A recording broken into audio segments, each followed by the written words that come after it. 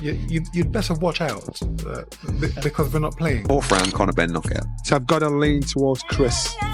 Well, you've got to go with a bigger man, haven't you? But I do hope that Conor does the business. I think it's going to be a very good fight. Conor has punching power chances. Chris is the bigger guy, so you give Chris the advantage going in because he's a bigger guy. But Conor does have exceptional punching power, so it's going to be a great fight. I think Chris should win the fight. I think Chris should out. Boxing pros are already picking sides ahead of the Benn Eubank rematch. And the stakes feel higher than ever, especially with Eubank hinting at potential showdowns with Crawford and Canelo afterward. This time, Eubank enters with a major advantage. Brian "Bomac" McIntyre is back at his corner. The same trainer who guided Terence Crawford to the top of the sport is now shaping Eubank's game plan once again. His return brings elite strategy, experience, and technical discipline qualities Eubank lacked in their first meeting, making this rematch far more intriguing.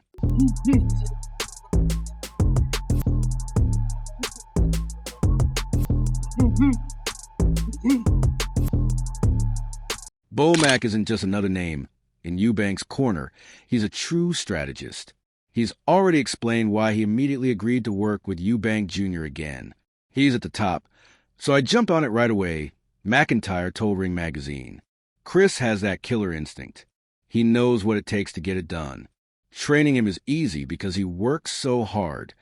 His confidence reflects how strongly he believes in Eubank heading into the How are you feeling to be Chris Eubank's trainer, first of all? It feels good, man. You know what I'm saying? I've been this trainer before, so yeah, it's good. It's a no-brainer. Of course. Congratulations on the win. What's your first reactions to Crawford's victory? One of the greats of this era, right? Oh, definitely that. You know that. What do you want to see him do now? What I want to do now? What do you want to Eubank's approach is strictly practical. We're in shape to go 15 rounds, he said, adding that he'll never promise a stoppage at this level. You can't just say, oh, he's going to stop him. But if the stoppage comes, he's prepared to finish. That's the standard of preparation Eubank is stepping into, ready for a long, punishing fight, conditioned for every moment, and fully capable of closing the show if the opportunity appears. Said that you brought Bomac in, because I know you need it. And he's a great coach. You're a great coach, Bomac, and I've got love for you, mate, but you can't polish a turd. Apologies. Then there's the intriguing twist Terence Crawford has added to the conversation. Despite sharing a coach with Eubank, Crawford didn't hesitate to give Ben some blunt, on-camera advice about their upcoming fight. He didn't sugarcoat anything. That's what was ruining you pulling out. Get in better shape. You got a little tired. You heard him. You were just too tired. You got to stop pulling out, Crawford told Ben. His honesty only adds more tension and drama to the rematch narrative.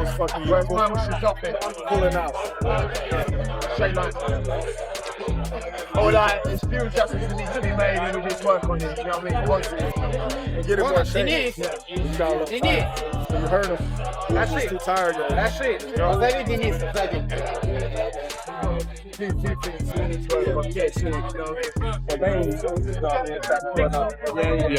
It's tactical advice disguised as a prediction. Crawford recognizes Ben's power and toughness, but feels he lacks the conditioning to finish fights at this level against a fully prepared opponent. He believes that, with better discipline, Ben can be competitive. But if he ignores that advice, Eubank's advantages in size, skill, and strategy will likely decide the fight. Left something in the ring from the first fight. I think that having Bomac in your corner, Chris Eubank clearly respects what he says because he listens to him. Having him there, master strategist, that will... Former cruiserweight world champion Tony Bellew has also highlighted how much this factor could influence the rematch. He acknowledges that Eubank is a strong athlete who lives the right lifestyle, but stresses that recovery is the real issue.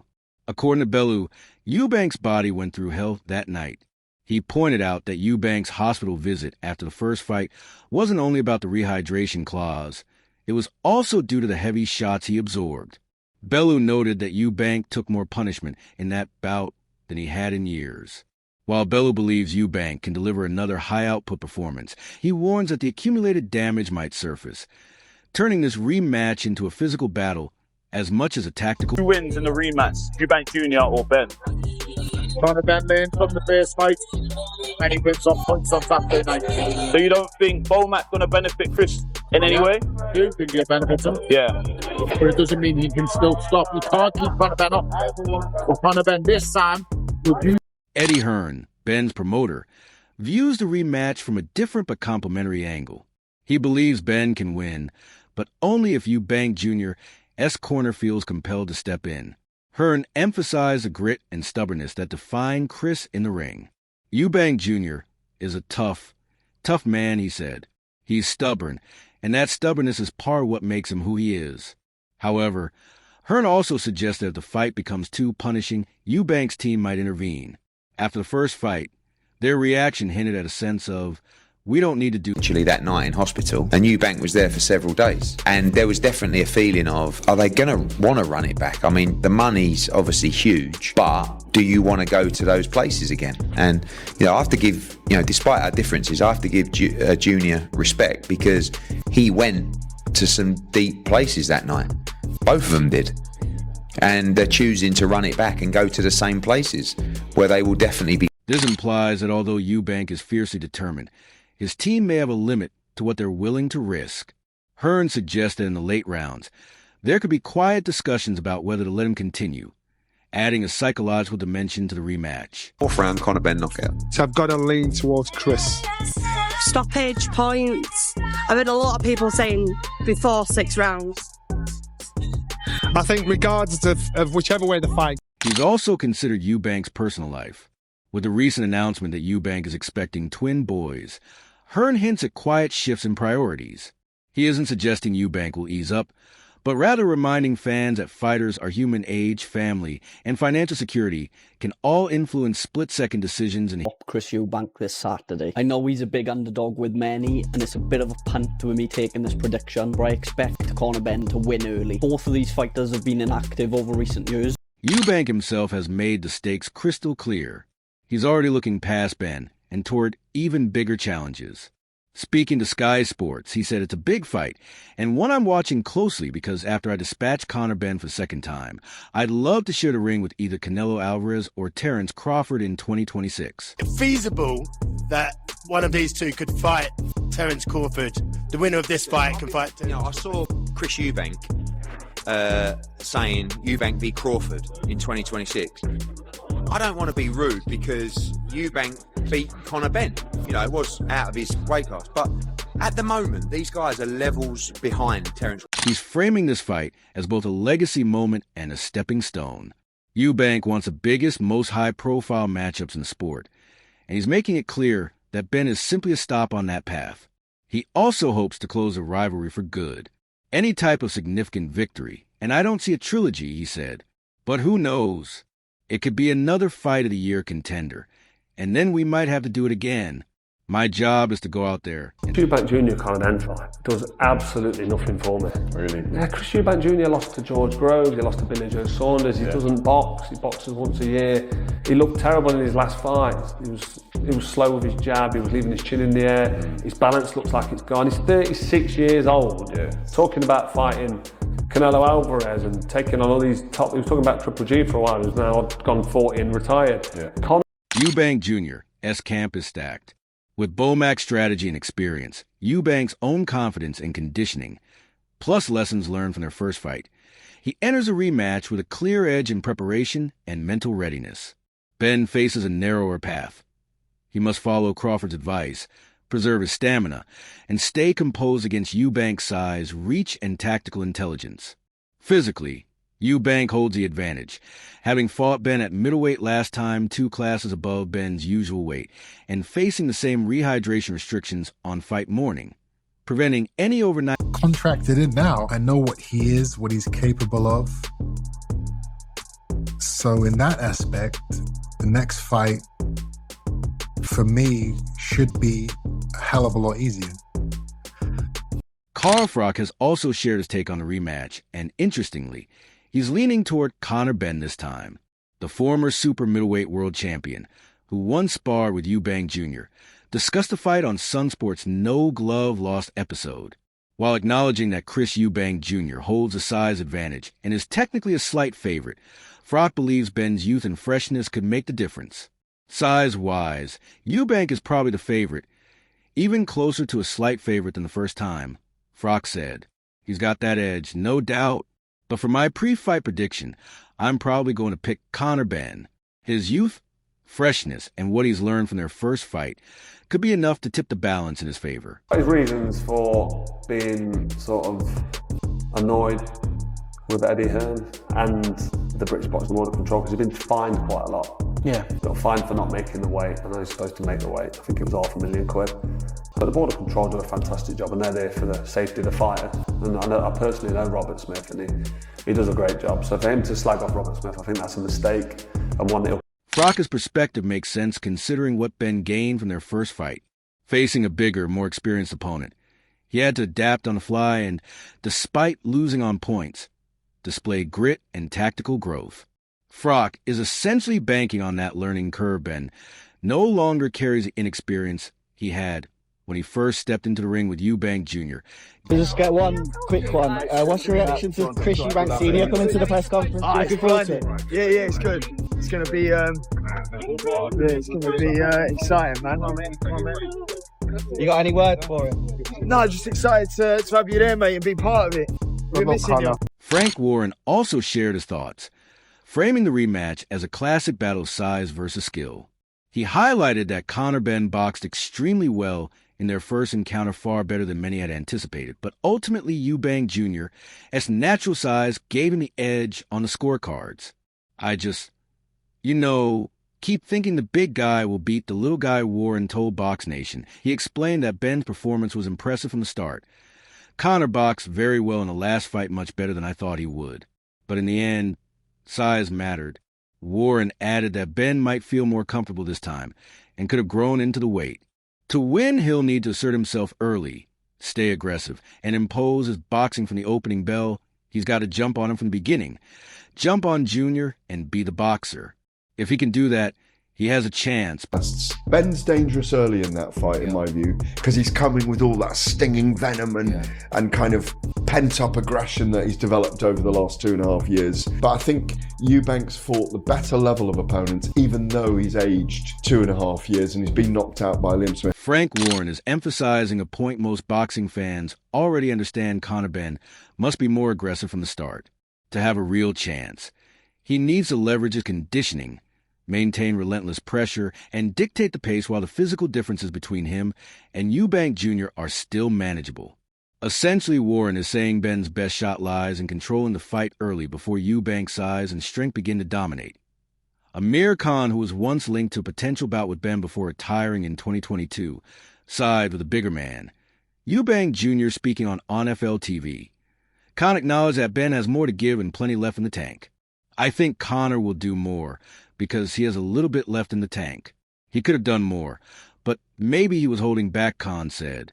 Despite this, Khan believes Eubank's size, experience, and confidence make him very difficult to beat. It may be a closer fight than the first one, but I think Eubank will still take it. He's bigger, he's experienced, and he has the confidence of having beaten him before. Khan's analysis reflects a fundamental truth in boxing. In a 12-round fight, physicality and experience often outweigh improvements in youth and freshness. The bigger man, if smart and disciplined, can impose over the course of the fight, making Eubank a formidable... Very interesting to think, to be honest with you. I mean, Conor's going up for, 2 weight divisions.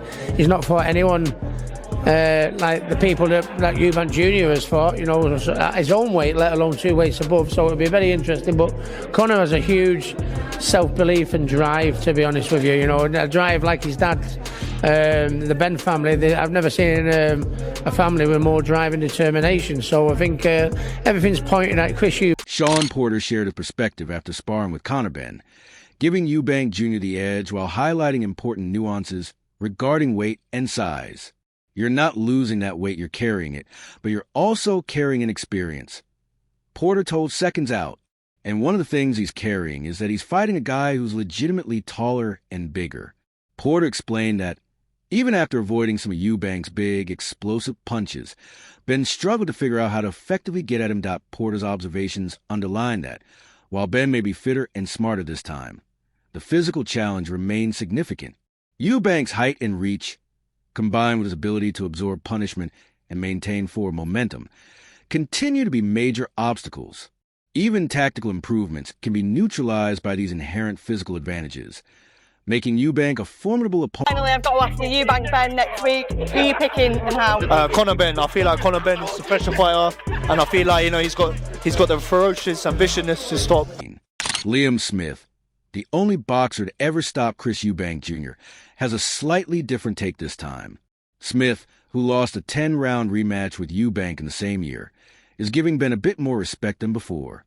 Speaking on TalkSport, he said, "The first fight was better than I expected. I expected Chris to win, but Conor performed better than I thought. I actually fancy Conor a little more this time. If I had to put my money where my mouth is, I think Conor might win this one." What makes Smith's prediction intriguing is that it's not just about raw ability. He's considering how Ben has improved since their first encounter, the value of experience gained from past fights, and the psychological advantage that comes from learning. You know what? It's not even about that. If he really feels like, it's a boring fight, take the fight. Take the fight. Don't give it all Charlie Big Bananas. Take the fight. We'll sign a contract tomorrow. So it's like, you said it's a boring fight. It's a yawn, mate. A yawn. Oh my gosh. Take the fight, Mr. Eubanks. Take the fight if you're that confident, because we're very, very. Conor Benn has been very clear about closing this chapter of his career. Having recently welcomed his son Eli into the world, he emphasized ahead of his Diaz and Pete Peavy rematch that there will be no trilogy. This ends with us. It's not going to be another generation in 20 years. I've been fed up with this for the past 3 years. Ben said he also spoke about his ambitions beyond this rivalry, particularly his goal of securing the world title, while acknowledging that he is competing at a weight class that isn't naturally his. I'm glad I can give this fight to supporters, genuinely, because big fights don't always happen for whatever reason. Beats him on points. Eubank Ben. What do you think happens? You know what, I'm a little bit torn at the moment, but I'll stick with what I've always said. I think Eubank beats him on points, but I won't be surprised if Conor wins. I think Eubank is firmly on the slide, and I know I get stick for saying that. I also think 160 is hitting him now. He's started to mention it a few times, so that's why I bring Conor into it a little bit more. But like I said before, that being said, Eubank Jr., in contrast, spent 2 nights in the hospital after their first fight due to severe dehydration, underscoring how physically punishing that initial bout was. I'm going to come in there and stick it on you from the get-go. Straight away. I'm going to come out there hot skipping a big right hand, big flipping head of yours. I don't believe you. You don't believe me? No. What would you believe in? Both fighters were contractually guaranteed a rematch, setting up another 12-round battle. Chris Eubank Sr., known for his outspoken nature, refused to predict a winner this time, remaining tight-lipped on Sun Sports' no-glove lost episode. Chris has crossed paths outside of boxing. Do you get on? He's a strange guy. He's a strange guy. I mean, he is like his dad. He's just Chris, isn't he? Eubank Sr., as concerns persist, Eubank Jr., at 36, faces challenges making 160 pounds under the 10 pounds rehydration rule, while he feels natural welterweight Ben shouldn't be allowed to step up and fight a larger opponent. Chris Eubank Jr. was a fantastic fighter, is a fantastic fighter, but he's too heavy. Okay, he is a 168-pound fighter. For him to get down to 160 now is too much for him. So Conor would be fighting someone who has lost his punch resistance, which was proven with this. Adding another insider perspective, Troy Williamson, the current English super middleweight champion and mutual sparring partner for both Ben and Eubank, has been closely involved in preparations for the rematch. Speaking to TV, Williamson admitted he was undecided on who might win. I'm on the fence. If I hadn't sparred both, I would have given a prediction, but I'm expecting a good fight. I'm looking forward to it as a fan, he said. What Williamson highlights reflects what many fans already sense. This rematch feels more balanced than the first fight. Eubank Jr. brings size, experience, and technical guidance from Bomac, while Ben has learned from his earlier encounter, comes in fresher, and arguably hungrier. This fantasy fight and me showing a pair of bollocks to jump up 2 weights to fight you while you're moaning about your toenails. Wait. You understand? Like, jump up 2 weights. You haven't been a welterweight for 4 years, kid. Stop it. Nobody cares. Nobody cares. Experience gained, lessons learned. Eubank, you're getting your head smashed in, mate. Come on. Ben is younger, fresher, and has learned from their first fight, potentially gaining an edge if he follows Crawford's advice on conditioning and staying active in exchanges. Eubank Jr., bigger and stronger with Bomac's elite strategy, could dominate if Ben doesn't press early or overcommits. Who do you think will win? Share your pick and subscribe for more updates.